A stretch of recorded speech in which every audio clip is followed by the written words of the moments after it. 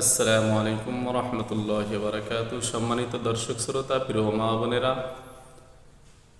সারা জীবনের গুনাহ থেকে বাঁচার জন্য একটা আমলই যথেষ্ট।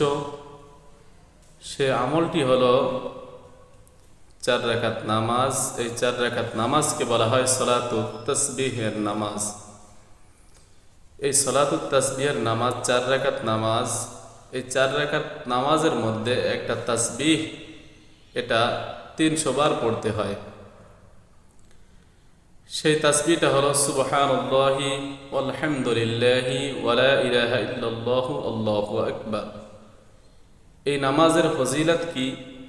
এই নামাজের ফজিলতের ব্যাপারে আল্লাহর হাবিব সাল্লাল্লাহু আলাইহি ওয়াসাল্লাম তার চাচা হযরতে আব্বাস রাদিয়াল্লাহু তাআলা আনহুকে বলেন যে, চাচা, একটা নামাজ আছে, এই নামাজ আপনি যদি পারেন তাহলে অন্তত প্রতিদিন হলেও একবার পড়তে পারেন। যদি প্রতিদিন সম্ভব না হয়, সপ্তাহে একদিন যদি আপনার সম্ভব না হয় তাহলে মাসে একদিন, মাসে না হলে বছরে হলেও একবার আপনি এই নামাজটা পড়বেন। বছরও যদি সম্ভব না হয় অন্তত জীবনে একবার হলেও নামাজটা পড়বেন।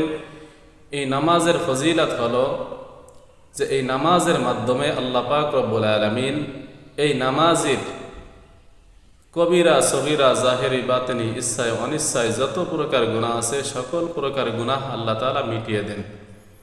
নামাজটি পড়ার নিয়ম হলো, প্রথমে নিয়ত করতে হবে যে আমি কিবলামুখী হয়ে 4 রাকাত সালাতুত তাসবিহের নামাজ আদায় করতেছি।